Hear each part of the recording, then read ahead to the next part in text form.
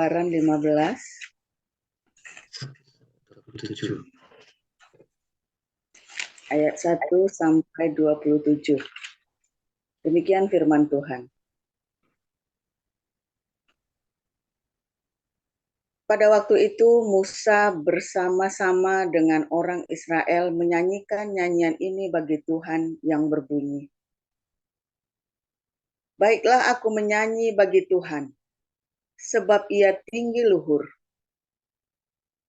Kuda dan penunggangnya dilemparkannya ke dalam laut.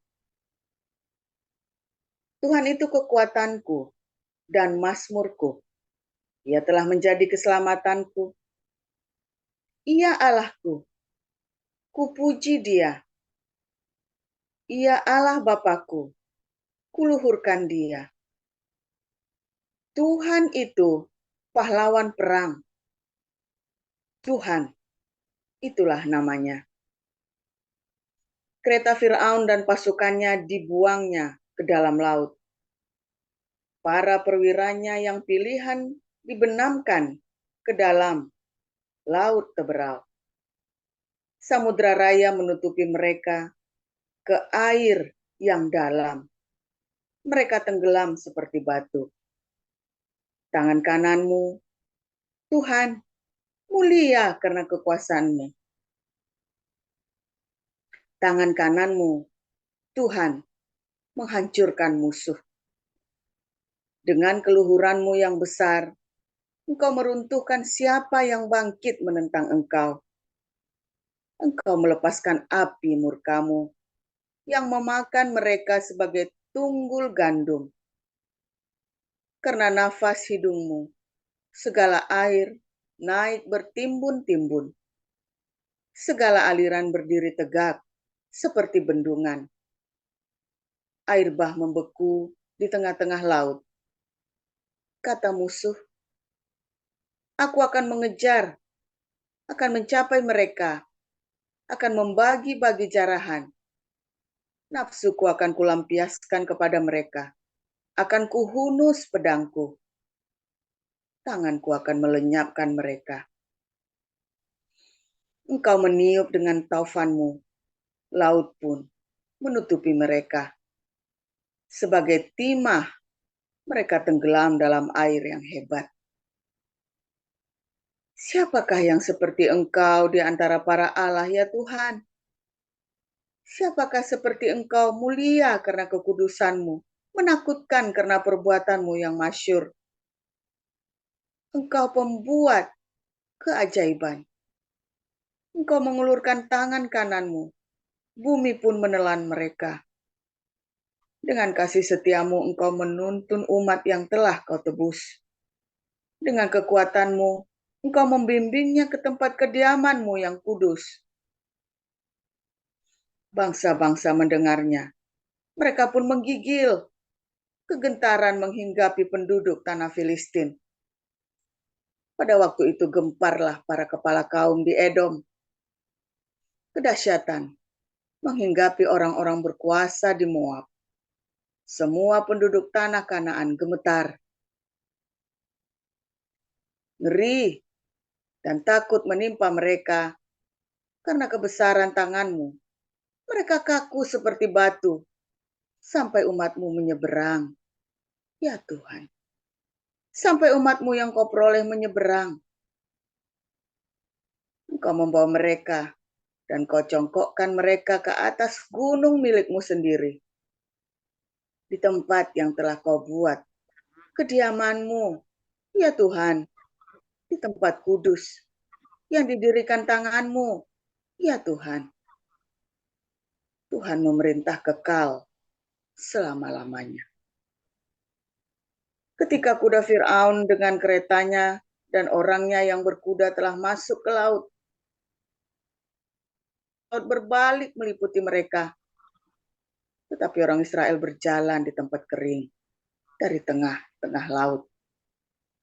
Lalu Miriam, nabiah itu, saudara perempuan Harun, mengambil rebana di tangannya. Dan tampillah semua perempuan mengikutinya memukul rebana, serta menari-nari. Dan menyanyilah Miriam memimpin mereka. Menyanyilah bagi Tuhan, sebab ia tinggi luhur. Kuda dan penunggangnya dilemparkannya ke dalam laut. Musa menyuruh orang Israel berangkat dari Laut Teberau. Lalu mereka pergi ke padang gurun Syur. 3 hari lamanya mereka berjalan di padang gurun itu dengan tidak mendapat air. Sampailah mereka ke Mara, tetapi mereka tidak meminum air yang di Mara itu, karena pahit rasanya. Itulah sebabnya dinamai orang tempat itu Mara. Lalu bersungut-sungutlah bangsa itu kepada Musa, kata mereka. Apakah yang akan kami minum? Musa berseru-seru kepada Tuhan. Dan Tuhan menunjukkan kepadanya sepotong kayu. Musa melemparkan kayu itu ke dalam air. Lalu air itu menjadi manis. Di sanalah diberikan Tuhan ketetapan-ketetapan dan peraturan-peraturan kepada mereka. Dan di sanalah Tuhan mencoba mereka. Firman-Nya,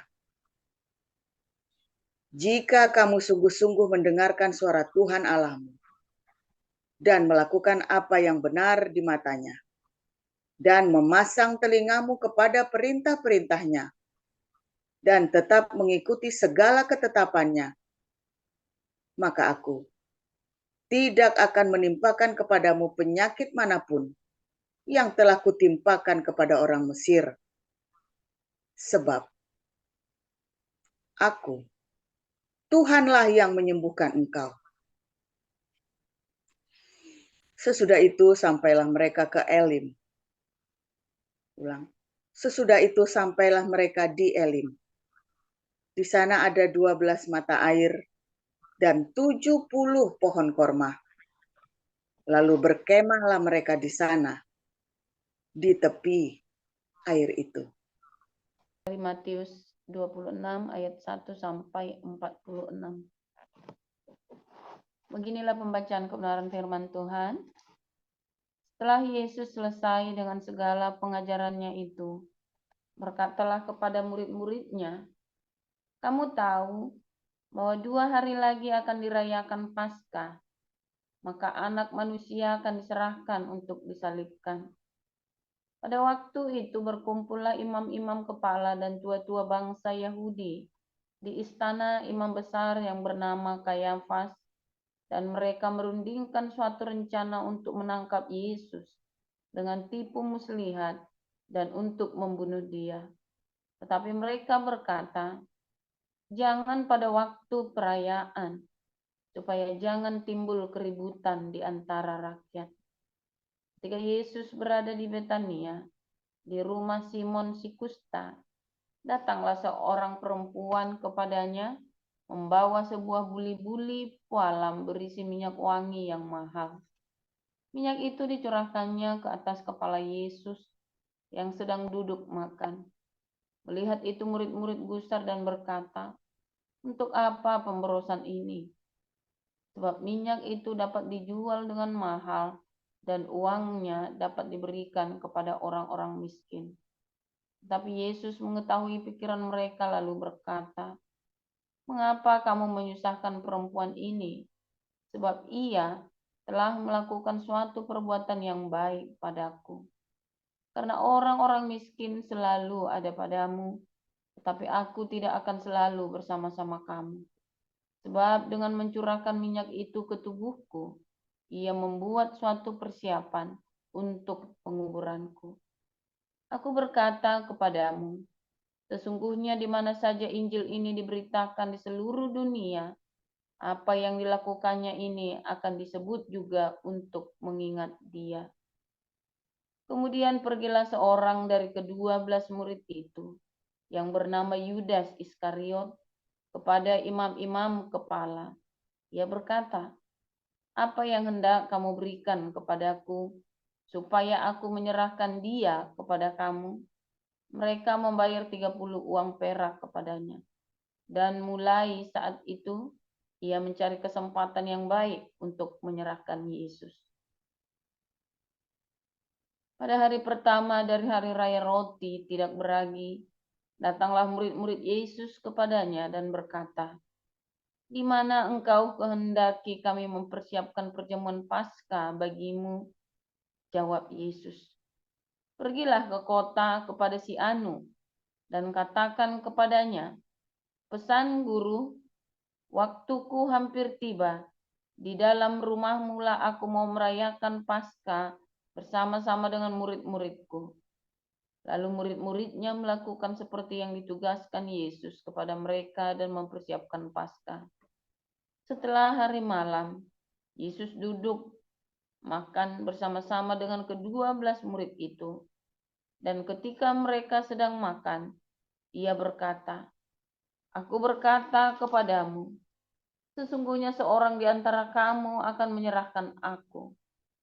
Dan dengan hati yang sangat sedih berkatalah mereka seorang demi seorang kepadanya, "Bukan aku, ya Tuhan." Ia menjawab, "Dia yang bersama-sama dengan aku mencelupkan tangannya ke dalam pinggan ini, dialah yang akan menyerahkan aku. Anak manusia memang akan pergi sesuai dengan yang ada tertulis tentang dia. Akan tetapi celakalah orang yang olehnya anak manusia itu diserahkan. Adalah lebih baik bagi orang itu sekiranya ia tidak dilahirkan." Yudas yang hendak menyerahkan dia itu menjawab, katanya, "Bukan aku, ya Rabi." Kata Yesus kepadanya, "Engkau telah mengatakannya." Dan ketika mereka sedang makan, Yesus mengambil roti, mengucap berkat, memecah-mecahkannya, lalu memberikannya kepada murid-muridnya dan berkata, "Ambillah, makanlah, inilah tubuhku." Sesudah itu ia mengambil cawan, mengucap syukur, lalu memberikannya kepada mereka dan berkata, "Minumlah kamu semua dari cawan ini. Sebab inilah darahku, darah perjanjian yang ditumpahkan bagi banyak orang untuk pengampunan dosa. Akan tetapi aku berkata kepadamu, mulai dari sekarang aku tidak akan minum lagi hasil pokok anggur ini sampai pada hari aku meminumnya, yaitu yang baru bersama-sama dengan kamu dalam kerajaan Bapakku." Maka berkatalah Yesus kepada mereka, "Malam ini kamu semua akan tergoncang imanmu karena aku. Sebab ada tertulis, aku akan membunuh gembala dan kawanan domba itu akan tercerai-berai. Akan tetapi sesudah aku bangkit, aku akan mendahului kamu ke Galilea." Petrus menjawabnya, "Biarpun mereka semua tergoncang imannya karena engkau, aku sekali-kali tidak." Yesus berkata kepadanya, "Aku berkata kepadamu, sesungguhnya malam ini, sebelum ayam berkokok, engkau telah menyangkal aku 3 kali." Kata Petrus kepadanya, "Sekalipun aku harus mati bersama-sama engkau, aku tak akan menyangkal engkau." Sebab murid yang lain pun berkata demikian juga. Maka sampailah Yesus bersama-sama murid-muridnya ke suatu tempat yang bernama Getsemani. Lalu ia berkata kepada murid-muridnya, "Duduklah di sini, sementara aku pergi ke sana untuk berdoa." Dan ia membawa Petrus dan kedua anak Zebedeus sertanya. Maka mulailah ia merasa sedih dan gentar. Lalu katanya kepada mereka, "Hatiku sangat sedih, seperti mau mati rasanya. Tinggallah di sini dan berjaga-jagalah dengan aku." Maka ia maju sedikit, lalu sujud dan berdoa katanya, "Ya Bapakku, jikalau sekiranya mungkin, biarlah cawan ini lalu daripadaku. Tetapi janganlah seperti yang kukehendaki, melainkan seperti yang engkau kehendaki." Setelah itu ia kembali kepada murid-muridnya itu dan mendapati mereka sedang tidur. Dan ia berkata kepada Petrus, "Tidakkah kamu sanggup berjaga-jaga 1 jam dengan aku? Berjaga-jagalah dan berdoalah supaya kamu jangan jatuh ke dalam pencobaan. Roh memang penurut, tetapi daging lemah. Lalu ia pergi untuk kedua kalinya dan berdoa, katanya, "Ya Bapakku, jikalau cawan ini tidak mungkin lalu, kecuali apabila aku meminumnya, jadilah kehendak-Mu." Dan ketika ia kembali pula, ia mendapati mereka sedang tidur, sebab mata mereka sudah berat. Ia membiarkan mereka di situ lalu pergi dan berdoa untuk ketiga kalinya dan mengucapkan doa yang itu juga. Sesudah itu ia datang kepada murid-muridnya dan berkata kepada mereka, "Tidurlah sekarang dan istirahatlah. Lihat, saatnya sudah tiba bahwa Anak Manusia diserahkan ke tangan orang-orang berdosa. Bangunlah, marilah kita pergi. Dia yang menyerahkan aku sudah dekat." Waktu Yesus masih berbicara, datanglah Yudas, salah seorang dari ke-12 murid itu, dan bersama-sama dia serombongan besar orang yang membawa pedang dan pentung, disuruh oleh imam-imam kepala dan tua-tua bangsa Yahudi. Orang yang menyerahkan dia telah memberitahukan tanda ini kepada mereka. "Orang yang akan kucium, itulah dia. Tangkaplah dia." Dan segera ia maju mendapatkan Yesus dan berkata, Salam Rabi," lalu mencium dia. Tetapi Yesus berkata kepadanya, "Hai teman, untuk itukah engkau datang?" Maka majulah mereka memegang Yesus dan menangkapnya. Tetapi seorang dari mereka yang menyertai Yesus mengulurkan tangannya, menghunus pedangnya, dan menetakkannya kepada hamba imam besar sehingga putus telinganya.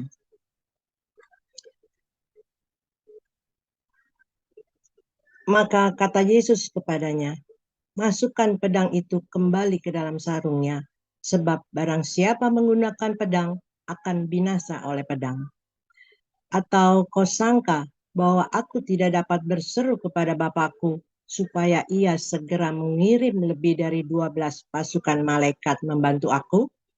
Jika begitu, bagaimanakah akan digenapi yang tertulis dalam kitab suci yang mengatakan bahwa harus terjadi demikian?" Pada saat itu Yesus berkata kepada orang banyak, "Sangkamu aku ini penyamun, maka kamu datang lengkap dengan pedang dan pentung untuk menangkap aku? Padahal tiap-tiap hari aku duduk mengajar di bait Allah, dan kamu tidak menangkap aku. Akan tetapi semua ini terjadi supaya genap yang ada tertulis dalam kitab nabi-nabi." Lalu semua murid itu meninggalkan dia dan melarikan diri. Sesudah mereka menangkap Yesus, mereka membawanya menghadap Kayafas, imam besar. Di situ telah berkumpul ahli-ahli Taurat dan tua-tua. Dan Petrus mengikuti dia dari jauh sampai ke halaman imam besar. Dan setelah masuk ke dalam, ia duduk di antara pengawal untuk melihat kesudahan perkara itu. Imam-imam kepala malah seluruh mahkamah agama mencari kesaksian palsu terhadap Yesus supaya ia dapat dihukum mati. Tetapi mereka tidak memperolehnya walaupun tampil banyak saksi dusta. Tetapi akhirnya tampillah 2 orang yang mengatakan, "Orang ini berkata, aku dapat merubuhkan bait Allah dan membangunnya kembali dalam 3 hari. Lalu imam besar itu berdiri dan berkata kepadanya, "Tidakkah engkau memberi jawab atas tuduhan-tuduhan saksi-saksi ini terhadap engkau?" Tetapi Yesus tetap diam. Lalu kata imam besar itu kepadanya, "Demi Allah yang hidup, katakanlah kepada kami, apakah engkau Mesias, anak Allah atau tidak?" Jawab Yesus, "Engkau telah mengatakannya. Akan tetapi aku berkata kepadamu, mulai sekarang kamu akan melihat Anak Manusia duduk di sebelah kanan yang Maha Kuasa dan datang di atas awan-awan di langit." Maka imam besar itu mengoyakkan pakaiannya dan berkata, "Ia menghujat Allah." Untuk apa kita perlu saksi lagi? Sekarang telah kamu dengar hujatnya. Bagaimana pendapat kamu? Mereka menjawab dan berkata, ia harus dihukum mati. Lalu mereka meludahi mukanya dan meninjunya. Orang-orang lain memukuli dia dan berkata, cobalah katakan kepada kami, hai Mesias, siapakah yang memukul engkau? Sementara itu Petrus duduk di luar di halaman. Maka datanglah seorang hamba perempuan kepadanya. Katanya, engkau juga selalu bersama-sama dengan Yesus, orang Galilea itu. Tetapi ia menyangkalnya di depan semua orang, katanya, aku tidak tahu apa yang engkau maksud. Ketika ia pergi ke pintu gerbang, seorang hamba lain melihat dia dan berkata kepada orang-orang yang ada di situ, orang ini bersama-sama dengan Yesus, orang Nazaret itu. Dan ia menyangkalnya pula dengan bersumpah, aku tidak kenal orang itu. Tidak lama kemudian, orang-orang yang ada di situ datang kepada Petrus dan berkata, pasti engkau juga salah seorang dari mereka. Itu nyata dari bahasamu.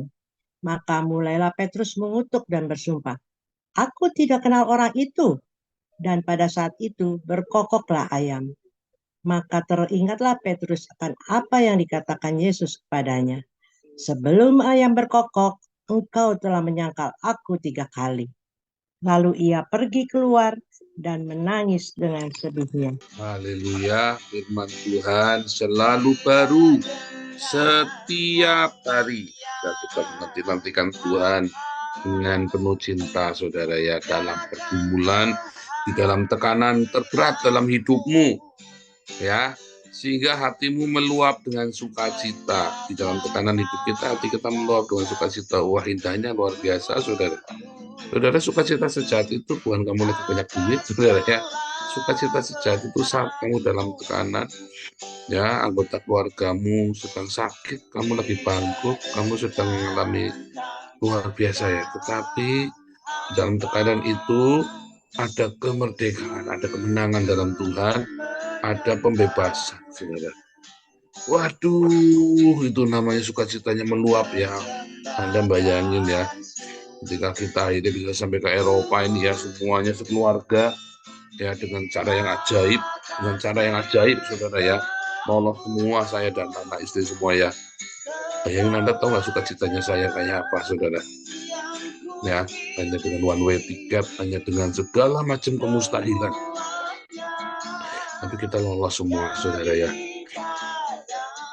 Dan apa yang terjadi, saudara? Saking sukacitanya, saudara ya, maka kejadian-kejadian yang lain udah nggak ada artinya lagi.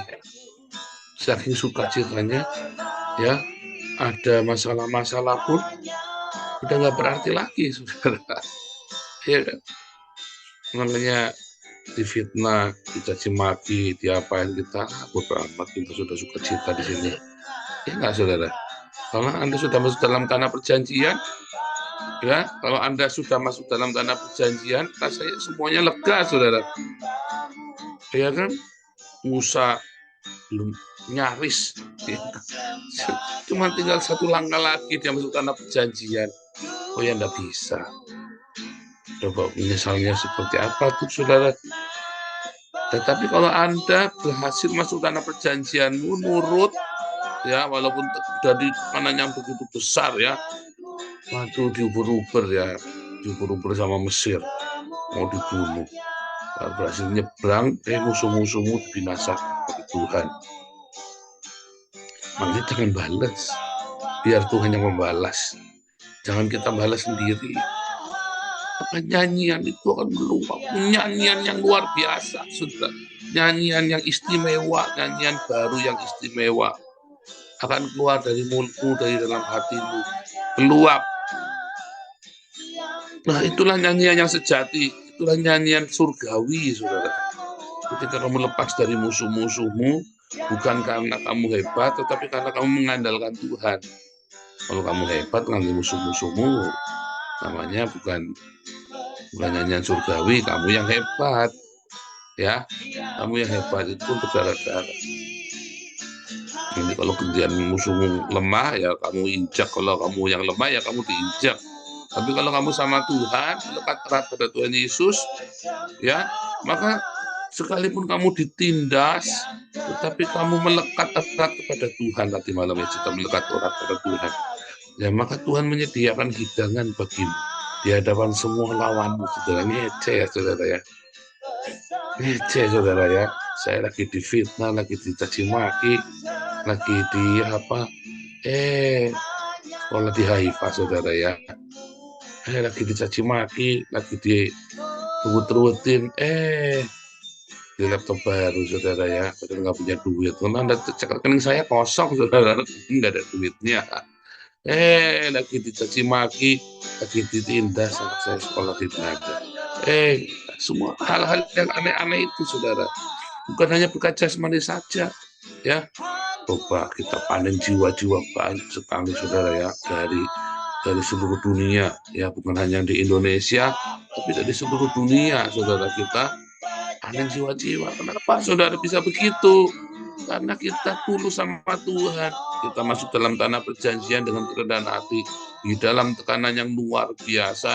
Kita mengalami tekanan, ya, dulu ya, di Indonesia kita mengalami tekanan yang luar biasa, ya, karena pelayanan penginjilan saya, ya. Tetapi itu pun kita tidak balas, saudara ya. Begitu kita sampai tanah perjanjian, wah, saya menyanyi-nyanyi sekuat tenaga, saudara. Tiap malam kita nyanyi, ya.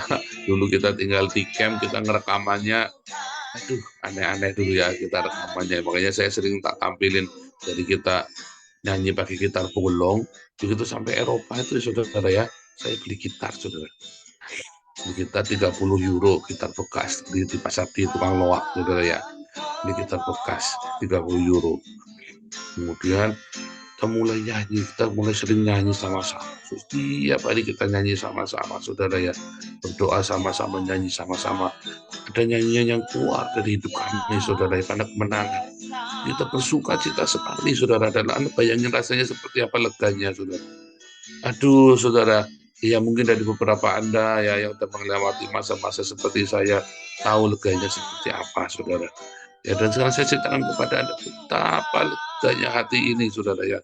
Di dalam tekanan saya nggak ngelawan, di dalam tekanan saya nggak membalas, di dalam tekanan saya tidak melakukan, ya, di dalam kebencian orang-orang membenci kita, tidak lagi melakukan kebencian, nggak balas benci, saudara. Kita ampuni, kita lepaskan semua berkat-berkat surgawi. Kita hanya melekat erat sama Tuhan. Bagaimana cara melekat erat sama Tuhan? Kalau sudah diajari, ya. Bagaimana melekat erat sama Tuhan? Tinggallah di dalam kasih-Nya dan terus berdiakonia, saudara. Ya. Dan tentu saja mengasihi, mengampuni, memberkati, ya. Itulah namanya melekat erat sama Tuhan. Jangan aku harus minum teh anget. Aku nggak enak udahnya. Itulah namanya melekat erat sama Tuhan, saudara. Ya, melekat erat sama Tuhan, melekat seerat-eratnya dengan Tuhan, saudara. Sukacita itu, aduh, saudara. Makanya ayo melekat erat sama Tuhan, jangan bandel. Ya, supaya kamu berbuah, ya. Ketika kamu berbuah itu sukacitanya tidak ketulungan, saudara ya. Dan anak-anakmu menikmati buahmu, terutama siapa yang menikmati buah yang dari Roh Kudus, saudara. Yang pertama menikmati itu adalah ya pasangan hidupmu dan anak-anakmu. Jangan munafik, jangan bohongin, Anda jangan nggak usah berpura-pura. Ya, ada buah yang dinikmati oleh keluarga kita. Kemudian karena buah ini dalam keluarga kita luar biasa, maka keluarga kita ini menjadi berkat bagi orang banyak. Orang lihat keluarga kami senang, saudara ya. Datang aja main kemari pun merasa diberkati, saudara ya. Mereka semua senang, mereka melihat kita runtang-runtung ya, saudara ya. Nyanyi bareng apa semalam itu. Ya, mereka merasa diberkati, ya. Beberapa keluarga sampai ngomong ya, kami itu diberkati dengan keluargamu. Ya, mereka sambil ngomong ya, kami diberkati dengan keluargamu. Kita lihat kamu nyanyi sama-sama pakai gitar bolong begitu di pinggir jalan, kamera keluarga, bukan karena butuh duit ya, saudara ya. Ya, di sini bukan karena butuh duit kita ngambil di jalan, tapi kita lucu dulu, kita pertama kali ngamen pakai speaker kecil gitu ya, ya. Terus kita bolong di Koningsdag. Koningsdag itu adalah hari raja, ya, hari Raja Belanda. Ulang tahunnya Raja Belanda, ya, bulan April, ya, Mei, bulan Maret. Aduh, ini berorganisasinya saya tapi lulus, saudara ya. Saya berorganisasi lulus. Ini karena yang lebih hafal, gaya lebih tinggi dari saya. Nah, tetapi intinya pokoknya kita senang ya, saudara. Orang ngasih koin, saudara, banyak ngasih koin. Hari itu kita Koningsdag, kita nyanyi lagu rohani ya, saudara ya. Kita nyanyi lagu rohani di Koningsdag. Dikasih uang, kita bisa jajan es krim, saudara ya. Malu-malu kucing kita. Saya nggak pernah ngamen di tapi saya waktu SMP, waktu SMA kelas 3, kami naik turun bis nyanyi lagu rohani loh, saudara, penginjilan loh, saudara ya. Saya sama Ana sama tim kami ya dulu yang namanya Persekutuan Doa Sion, saudara ya. Kita beneran loh, saudara, kita naik turun bis. Tapi yang kali ini beda ya, kami sekeluarga nyanyi senang, saudara. Orang-orang lihat video kami, kita kirim kalau kita habis ngerekam ya, dari pagi kita bolong sampai kita punya alat musik yang harga ribuan euro, saudara ya. Senang mereka, saudara, mereka merasa diberkati dalam kehidupan kami, dan saya yakin Anda pun diberkati. Dan ketika kami ya, dan akhirnya jadilah komunitas ini yang luar biasa ini ya, saudara ya. Orang-orang yang luar biasa ini, orang-orang yang dipulihkan, orang-orang yang seperti Bu Cinta, seperti Bu Sarma, yang luar biasa sekali, saudara ya. Bu Meliana, Bu Mario, dan semuanya. Anda semua itu menjadi berkat buat kita semua. Tadi pagi itu kroni-kroninya kita ngumpul, saudara ya, nggak ngajak-ngajak. Ngajak juga nggak bisa soalnya, saudara. Senang, happy, saudara. Ada sukacita, walaupun saya tahu Anda semua punya pergumulan. Saya tahu Anda punya pergumulan, saudara ya.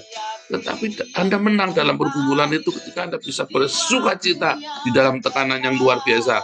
Yesus dan para muridnya tetap menyanyi, saudara ya. Menyanyi, nyanyian yang indah itu.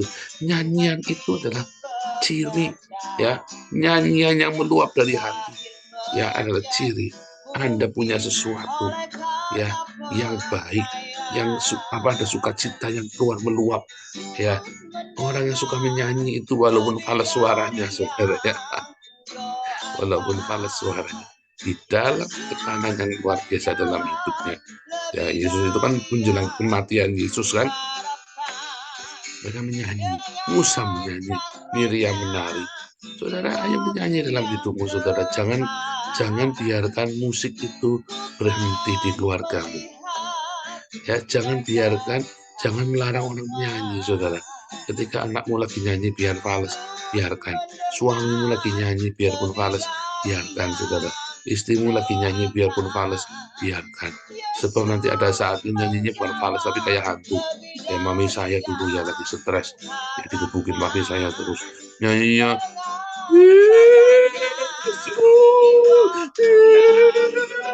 Tiap malam ketika pagi Anda bayangin kayak hantu nggak, saudara? Lambat nyanyinya, saudara. Nangisnya kayak hantu sampai serem, saudara ya, kalau malam ketika pagi ujuk-ujuk biur saudara, stres, depresi kan, ya, kalau kita nggak punya duit, ya, besok makan apa bingung, ya kan, digebukin terus sama suaminya, ya, dia menyanyi siang-siang nggak boleh. Nah itu, saudara, jangan ya, itu pekerjaan iblis. Kalau udah melarang kamu nyanyi, itu pekerjaan iblis itu, saudara ya, saudara. Bener ya, Anda kalau belajar di kelas psikologi itu saya ajarinya bagaimana setan melarang Anda untuk menyanyi. Setan melarang Anda untuk menyanyi karena dia merusak alat musik, merusak semua nyanyian dalam hidupmu, saudara. Itu maunya setan, makanya dilarang, saudara ya. Kumbrong, wah, wah. Maunya begitu, saudara. Anda lihat ya, kalau orang lagi azan itu kayak orang heavy metal gitu. Kumbrong, wah. Anda nggak itu kalau lagi, maaf ya, saudara ya, kalau lagi Idul Fitri itu ya. Kumbrong, wah. Dirusak suara musiknya, saudara. Harmoni musik itu dirusak. Tadi musik alam semesta yang indah, harmoni yang indah dirusak dengan perang suara. Duar. Wes, sama, saudara. Harmoni alam yang indah itu dirusak dengan suara bom, suara kesingan guru, dengan cerita kematian. Menyanyilah, saudara. Menyanyilah. bersukacitalah setiap hari. Ya, nyanyi saudara tiap hari di kamar mandi, di kamarmu. Ya, daripada kamu berbahasa roh dengan kamu nyanyi saudara, serius saudara. Ya, perbanyaklah menyanyi daripada kamu berbahasa roh. Ya kalau mau berbahasa roh, diam di rumah, di kamar sendirian. Jangan lagi di bis, para lagi di bis, lagi di pesawat, kamu tiba-tiba, ini ada student itu kemarin ya, lagi di mall, nyanyinya, Aisyah, ngawur student ini. Aduh, ini murid yang nggak bener ini, student ini tak cewek nanti kalau kamu saudara ya. Masa di mall nyanyinya Aisyah, manifestasi, ini nggak beres dia ini. Ini jangan Aisyah, nanti kamu dicewek sama polisi saudara.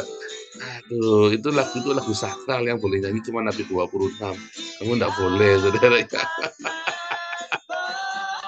Nyanyikanlah nyanyian baru dalam hidupmu, bermasmurlah baginya, pujilah namanya, sebab dia sungguh baik dalam hidupmu ya saudara. Muliakanlah dia di antara segala bangsa ya saudara ya. Ayo mulai nyanyi ya tiap hari ya, nyanyi saudara. Ya, tapi nyanyinya jangan tinggalkan Yesus. Salah saudara. Harusnya nyanyi apa? Tinggikan Yesus. Teksnya jangan salah saudara ya. Kalau Anda tidak hafal teksnya jangan belagu, baca teksnya. Ya, nanti Anda nyanyinya tinggalkan Yesus. Tinggikan Yesus, bukan tinggalkan Yesus saudara ya. Aduh. Ya, ya saudara. Tapi hati-hati saudara ya. Kalau lagi penyembahan di gereja, kalau lagi di rumah, ya penyembahannya apa saudara ya? Haleluya, Tuhan Maha Kuasa. Nanti saudara tiba-tiba nyanyinya King Kong badannya besar.